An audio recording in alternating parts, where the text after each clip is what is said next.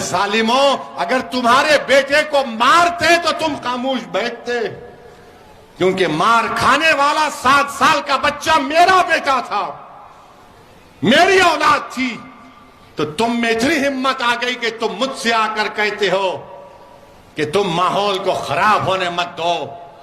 अगर किसी रांची में या उत्तर प्रदेश में योगी आदित्यनाथ के पोस्टर को फाड़ दिया जाएगा या मोदी के पोस्टर को फाड़ दिया जाएगा तो क्या करोगे? पुलिस दौड़ते हुए जाएगी उसके घर पर, उसके घर तक बुलडोजर लेकर जाएगी। मगर भारत में, हमारे वतन अजीज में एक बाप से कहा जा रहा है कि तुम्हारे बेटे की कोई इज्जत नहीं है। अगर उसको स्कूल में थप्पड़ मारते तो थप्पड़ खा लो, मगर माहौल खराब होने मत दो। मैं आपसे कह रहा हूं, माहौल खराब होता है तो भाड़ में जाए। मैं अपनी औलाद के लिए खामोश नहीं बैठूंगा।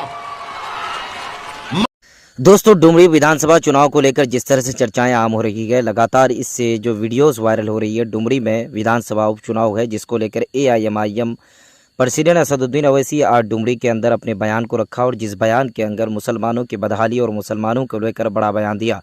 जिस तरह से मुजफ्फरनगर के अंदर हादसा हुआ, 7 साल के बच्चे को स्कूल में पीटा गया, उसको लेकर भी उन्होंने बयान दिया और कई सारे बयान लेकर उन्होंने ये बात कही कि इस बार जिस तरह से अपने क़यादत को मजबूत करने के लिए अब्दुल मुबीन जो वहाँ के कैंडिडेट हैं AIMIM मजलिस इत्तेहादुल मुस्लिमीन के, और वहीं पर AIMIM मजलिस इत्तेहादुल मुस्लिमीन पर कांग्रेस और इसी तरीके से तमाम पार्टियों की तरफ से ये आरोप लग रहा है कि भारतीय जनता पार्टी के लिए वो काम करने के लिए आया है।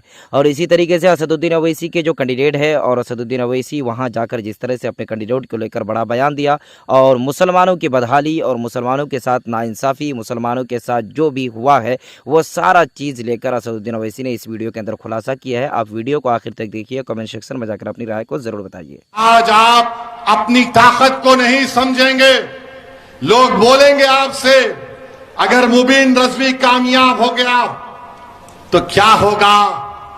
मेरे अजीज दोस्तों और बुजुर्गों, अगर एक मुबीन रजवी तुम्हारा विधायक बनकर झारखंड की विधानसभा में जाएगा तो कम से कम मुबीन रजवी की जबान से निकलेगा शमशाद अंसारी जिंदाबाद, शमशाद अंसारी जिंदाबाद। कभी तो कोई लड़ेगा, मगर आज ये कहेंगे अरे एक जीतेगा तो क्या होगा?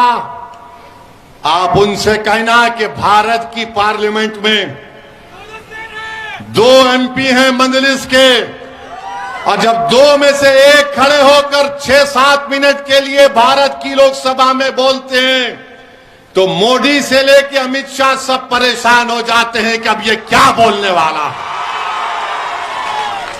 अगर हम बोलने की सलाहियत रखते हैं तो आपकी वजह से, आपकी दुआओं की वजह से, आपके वोट की वजह से, आपकी ताईद की वजह से।